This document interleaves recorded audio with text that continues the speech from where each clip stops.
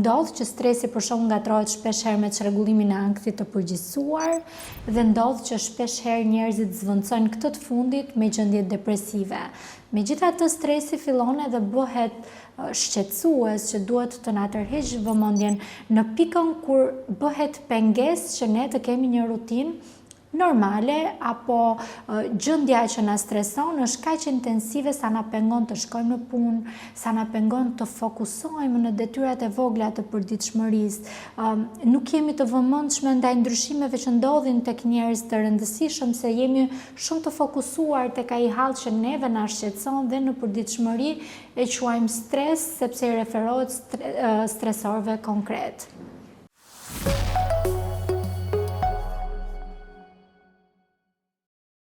Për të kuptuar diferencimin midis ankthit apo çrregullimit të ankthit të përgjithësuar dhe një gjendje stresante si pasojë e një ndryshimi që ka ndodhur në jetën tonë, së pari duhet kemi në vëmendje faktin që bëhet fjalë për stres nëse ka një situatë shumë konkrete që ne na shqetëson. Së fundmi jemi pushuar nga puna për shembull, pa diskutim që ky është një stresor shumë i rëndësishëm që do na i prishje atë balancën e humorit në përditshmëri, do ndikoj edhe në mënyrë të përkohshme tek marrëdhëniet që ne kemi, apo një person i dashur po përballet me një situatë shumë të vështirë dhe kjo na bën që të perceptojmë një stresor. Pa ka një situatë konkrete, ka një problematik reale, diçka ka ndryshuar në mënyrë shumë të prekshme në jetën tonë dhe ne ndjehemi të shqetësuar. Mund të jetë edhe një provim, mund të jetë edhe një intervistë pune. Mirë po, me të zgjidhur kjo situatë, atëherë ne rivendosim balancat dhe nuk e kemi më prezent. Bëhet fjalë për një çrregullim ankthi të përgjithësuar, kur në jetën tonë nuk kemi stresor real që të na shqetësoj, por kemi mendime. Mendojmë nëse ardhmja do jetë shqetësuese, nëse unë kam punën të sigurt sot, po çfarë mund të ndodhë nëse pas 3 vitesh do pushohem nga puna? Pra stresori nuk është real, po është imagjinar. Gjithmonë pra diferenca midis stresit dhe ankthit i referohet në mënyrë më të kuptueshme dhe thënë me një gjuhë shumë të thjeshtë, pikërisht në rast se kemi të bëjmë me stres, me gjëra konkrete, me probleme të vogla që na shqetësojnë dhe kemi të bëjmë me çrregullim të ankthit të përgjithësuar nëse e kapim veten që na shqetësojnë situata jo konkrete, por që ne kemi frikë se do ndodhi në të ardhmen.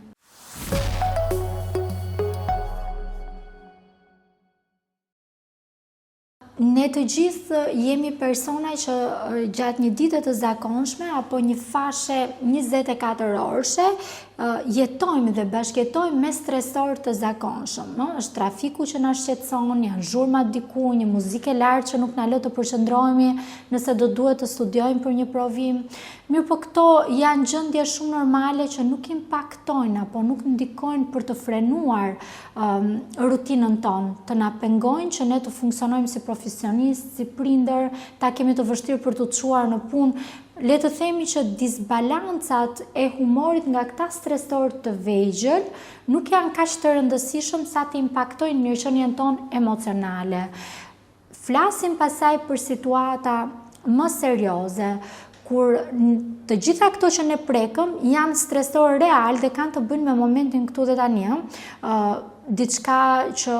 në dietën time nuk shkon, është diçka konkrete që unë e kam në dorë për ta ndryshuar vetë. Nëse më shqetëson trafiku, është prap një faktor real që unë mund të mendoj për alternativa të gjej një rrugë që është e rrahur më me pak trafik dhe nëse gjej këtë rrugën e shkurtër, me të kaluar këtë stresorin, unë do jem në gjendje më të balancuar. Kur flasim për gjendje anktioze, janë shqetësime që kanë të bëjnë kryesisht me një kohë që nuk ka ardhur ende. Po sikur burri të më lërë papritur dhe të dashurohet me një vajzë më të re. Pra stresori nuk është real, por është një shqetësim për të ardhmen i pabazuar në fakte. Dhe kjo është diferenca.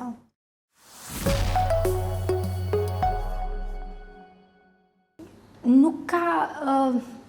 korniza që futen njerëzit edhe ne mund të identifikojmë njerëz që e shfaqin çdo ngarkesë të tyre emocionale në proporcion të sakt me madhësinë e problemit që kanë, po ashtu ka dhe njerëz që ka një lloj mbireagimi të situatës, e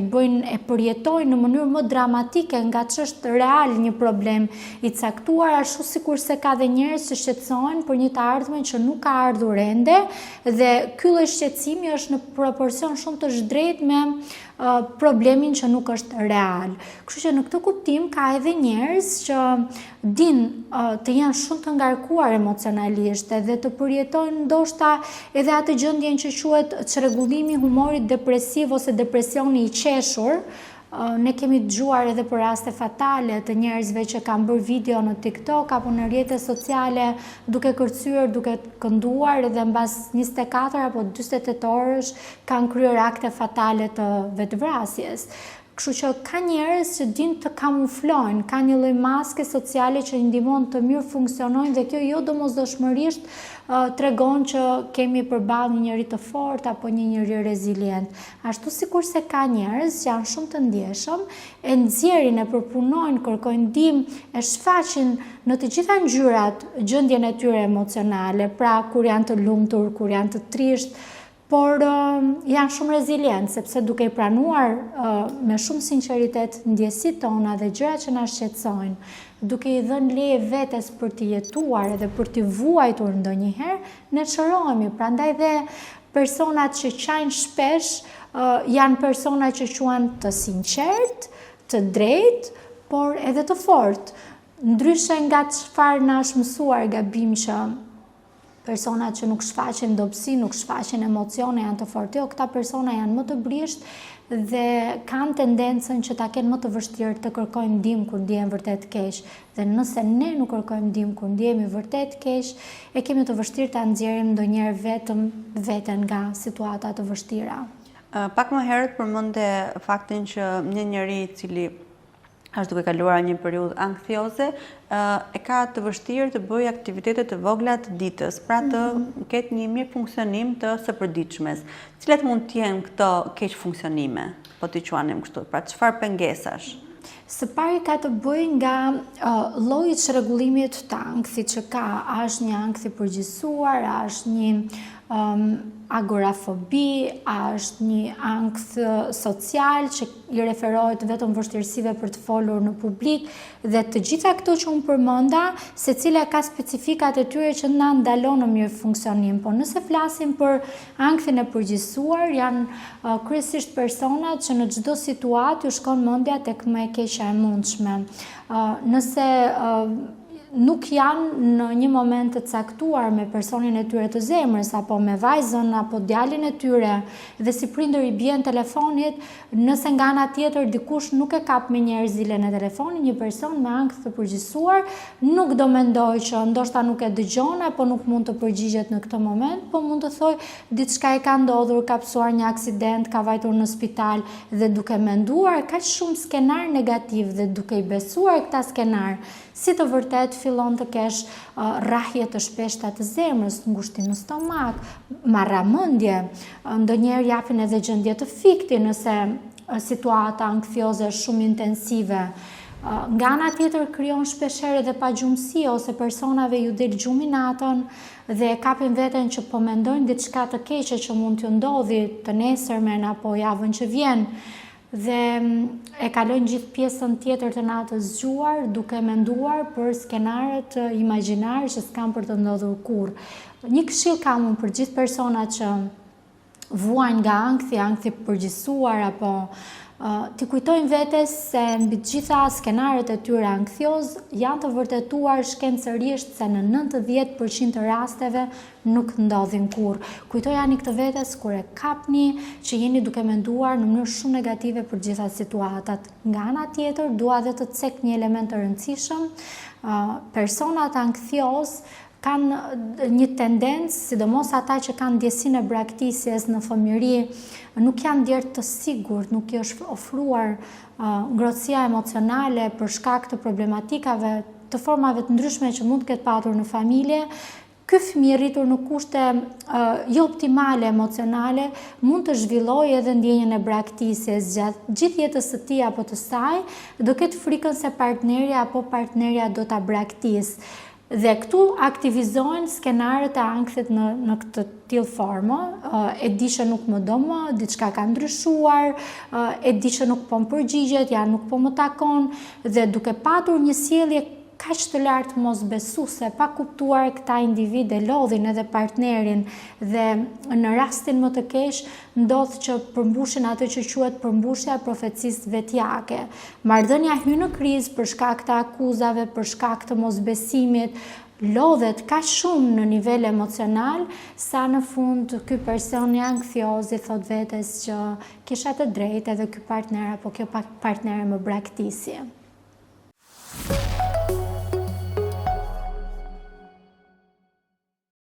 Së pari, çrregullimi i ankthit me ataket e panikut në përgjithësi ngatrohet sepse njerëzit e kanë më të lehtë të thonë njërin terminologji në raport me tjetrën. Janë të ndryshme, së pari në intensitet. Ataket e panikut janë shumë të fortë, aq sa njerëzit në përgjithësi kur i kap ataku panikut, shpesh duke mos e ditur apo duke mos patur një diagnozë, duke mos qenë të vetëdijshëm për këtë lloj diagnoze, shqetësohen se janë duke vdekur dhe marrin në telefon urgjencën. Që do të thotë, ataket e panikut e kapin individin të papërgatitur. Nuk është se ti e duke menduar diçka negative dhe fillon ndjen disa simptoma në trupin tënd, përkundrazi njerëzit janë të qetë, duke kryer çfarëdo lloj aktiviteti dhe në mënyrë të beftë ndjejnë rrahje të shpejta të zemrës, të pakontrolluara, duket sikur zemra do i dalë jashtë krahërorit, ndjejnë marramendje, ndjejnë gjendje të fikti, ndonjëherë ndodh që kanë edhe prerje të gjunjve, dhe e gjithë kjo situatë është kaq intensive sa personi beson se në atë moment është duke psuar një infarkt zemre dhe shqetësohet, përfundon edhe në urgjencë. Diferenca është në intensitet. Ataket e panikut janë shumë të fortë, zgjasin nga 5 deri në 20 minuta, ndërkohë që çrregullimi i ankthit është një gjendje më konstante, nuk ka një pikë kulminante ku të shpërthejnë këto simptoma dhe të kenë intensitet kaq të lartë, por lidhet më së shumti me një formë të menduari negative gjatë gjithë kohës, ku ti ke parashikime që nuk do performosh mirë në punë, do dështosh në një objektiv që ti ke marrë, nuk do arrish dot të flasësh apo nuk do arrish dot të fitosh një vend pune, nuk do arrish dot që t'ja dalësh mban në një situatë caktuar, mendon më të keqen e mundshme, dhe sa më shumë ti mendon, pa diskutim që ndjen një lloj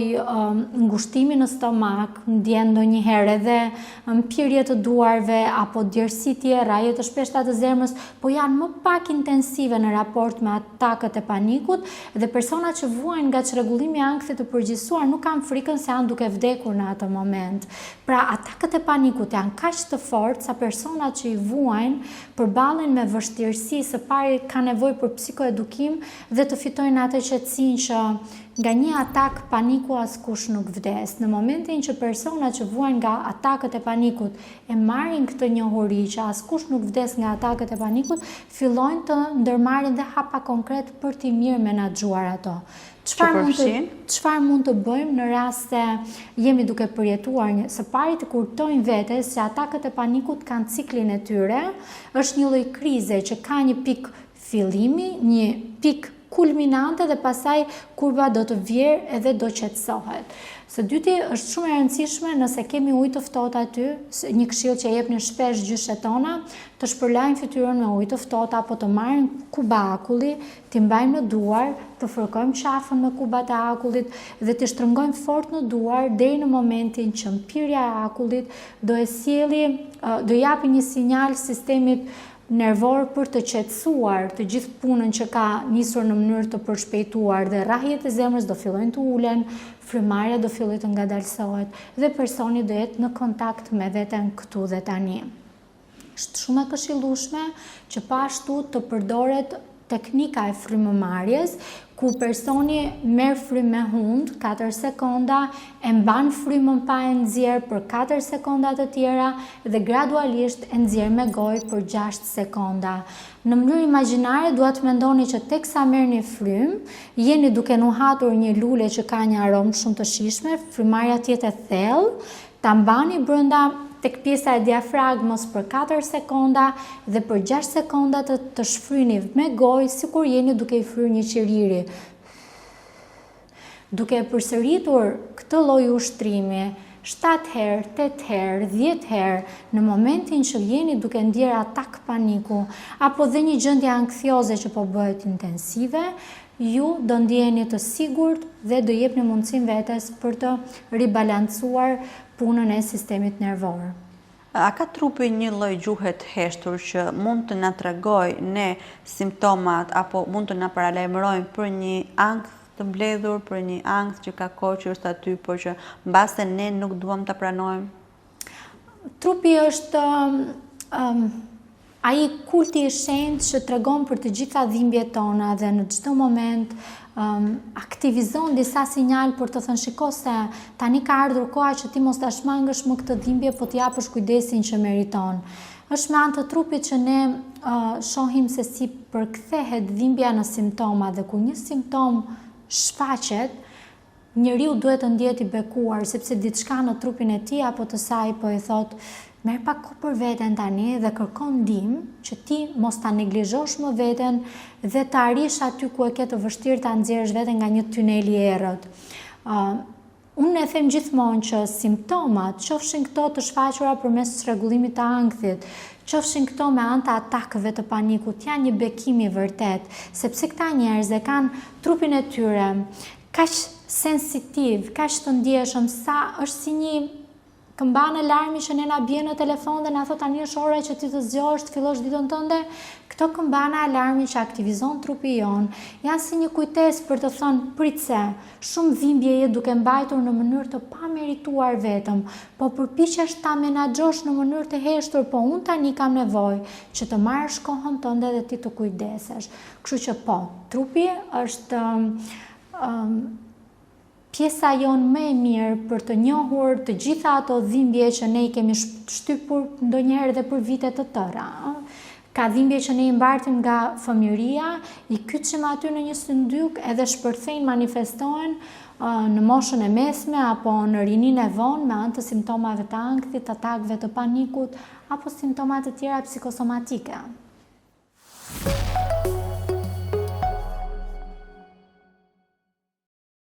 Aty ku folëm për shenjat që jep trupi jon për të na sinjalizuar që diçka nuk po shkon mirë, po ashtu trupit jon kujdeset kaq mirë për ne, sa na kujton se kafeina nuk duhet ta marrësh, dhe nëse dikush merr kafeinë, trupi thot prit tani se rrajet e zemrës po shtohen, të lutem mos konsumo më. Kështu që prandaj thash personat që përjetojnë atake paniku apo çrregullime të ankthit janë të bekuar, sepse nëse një person që nuk ka tendencën për të përjetuar këto simptoma abuzon me kafeinën dhe nuk e kupton dëmin që po i bën organizmit vet, personat që vuajnë nga ataket e panikut apo nga ankthi kanë një lloj mburoje që kujdeset gjatë gjithë kohës për ta thot prit tani, stop, deri këtu, nuk mund ta teprosh me sheqerin, nuk mund ta teprosh me alkoolin, nuk mund ta teprosh me kafeinën. Kështu që kanë një pararoj aty, një filtr shumë të mirë që i thot deri këtu dhe unë ty të pengoj që të abuzosh me sasin. E kuptoni sa të bekuar janë personat që vuajnë nga ankthi tani edhe nga ataket e panikut. Ajo që është e domosdoshme në këto rrethana është që këta njerëz ta dinë bekimin që kanë dhe të mësojnë të bashkëtojnë në mënyrë të shëndetshme, duke e mirë menaxhuar, duke mos patur frikë se do vdesin, duke mos patur bindjen se skenaret e tyre realisht do ndodhin, pra të menduarit në formë negative për një ngjarje që s'ka ndodhur ende, po ti ke frikë se do të ndodh, duke besuar që është thjesht një formë të menduarit, ta lësh aty në kokën tënde si të tillë, pa e marrë seriozisht, po thjesht ta lësh të ekzistojë aty, pa kërkuar ta ndryshosh, pa kërkuar ta kontrollosh ankthin apo ataket e panikut, do jetosh në mënyrë shumë më cilësore bashkë me këto gjendje. Do arrish që ti minimizosh simptomat. Ankthin mund ta kalosh apo mëson ta menaxhosh? Së pari ka të bëjë nga sa vite ka personi që ka një diagnozë të mirëfillt. Bëhet fjalë për një çrregullim të mirëfillt të ankthi. Së dyti, çfarë hapash ndërmerr ky person për t'u shëruar. A mjekohet pa diskutim që shkenca ka vërtetuar se marrja e medikamenteve për ankthin nuk të shëron nga ankthi. Por psikoterapia me qasjen e duhur dhe me vullnetin që personi ka për ta vendosur në praktik çdo gjë që i mësohet në një seancë psikoterapie, ka treguar të dhëna shumë të mira që po, ka raste që ankthi shërohet. Por asnjë terapist nuk ka shkopin magjik nëse personi që e kërkon këtë lloj shërbimi apo vuan nga ankthi nuk angazhohet në mënyrën më të mirë të mundshme për të vënë në praktik gjithçka që mëson brenda një seance. Po, ankthi dhe atakët e panikut shërohen, por shërohen duke marrë ndihmë profesionale dhe shumë të personalizuar sipas nevojës, që do të thotë, një çrregullim i ankthit i shfaqur së fundmi është shumë lehtë të shërohet sesa një çrregullim ankthi ku personi e ka mbajtur të patrajtuar për 20 vite. I thon 20 vite dhimbje, i thon 20 vite akumulim dhe duhet të gërmojmë për 20 vite për të kuptuar shkakun fillestar, për ta nxjerrë në sipërfaqe, për ta pranuar dhe për ta shëruar atë.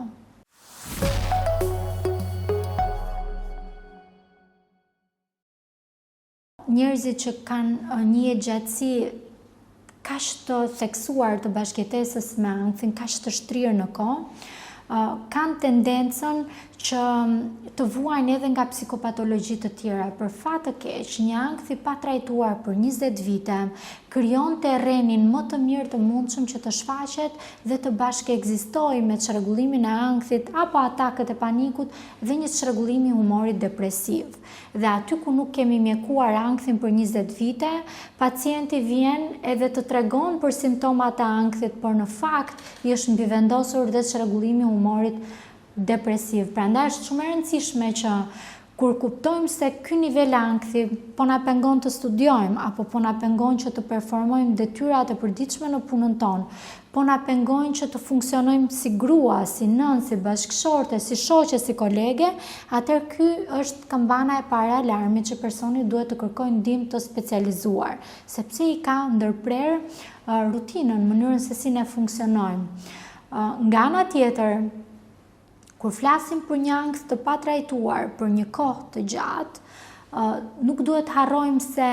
këta njerëz janë përpjekur ta trajtojnë në mënyrën e tyre dhe kjo mënyra e tyre jo gjithmonë i ka ndihmuar. Dikush mund të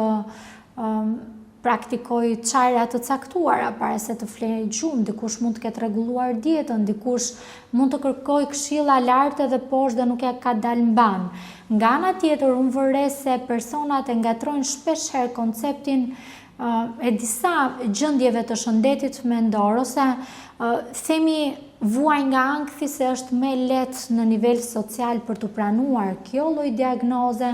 në raport me stigmën që ka të thuash vuaj nga depresioni apo jam diagnostikuar me depresion madhor, me depresion bipolar apo me një gjendje depresive. Është përhapur ka shumë ky term, sa është bërë një nga trendet e përditshmërisë, sa shpesh e ndeshëm në bisedat përditshme themi kalova një gjendje ankthi, më kapi një atak paniku, por në fakt në 90% të rasteve që ne dëgjojmë të flitet për ankth, nuk është ankth. Njerëzit mendojnë që e njohin ankthin, por nuk e njohin ankthin dhe nuk kanë faj që nuk e njohin, nuk janë profesionistë të fushës. Kështu që shpesh herë dëgjojmë jo se njerëzit e njohin gjendjen që kanë, po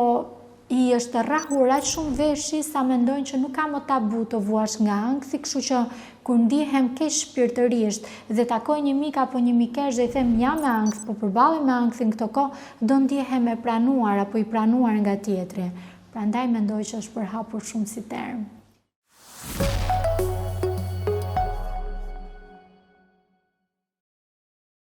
Individi rritur për më tepër që ka dhe influencë të gjerë përmes platformave sociale, të përdori gjendje të tilla që impaktojnë shëndetin mendor për të marrë vëmendje, do ndja vërtet shumë keqardhje. Po nga ana tjetër kam vënë re që shumë influencera teksa flasin për gjendjen e tyre ankthioze apo atakët të mirëfillt të panikut që i kanë kaluar, ndajnë dhe këshilla që në të shumtën e herëve janë këshilla që këta vetë kanë marrë nga profesionistë të shëndetit mendor. 2-3 gjëra si ajo e frymarrjes së ndame dhe bashkëtu apo si kubat e akullit. Dhe nëse ti këtë ndihmë përçon, bën një të mirë sepse ndihmon realisht një person që nga ana tjetër e ekranit po përballet me ankthin apo me atakët e panikut dhe nuk di çfarë të bëjë. Ti jep një lloj drite jeshilese nga ta nisi apo si të tentoj ta mirë menaxhoj situatën. Por po, unë ndaj deri diku të njëjtin shqetësim që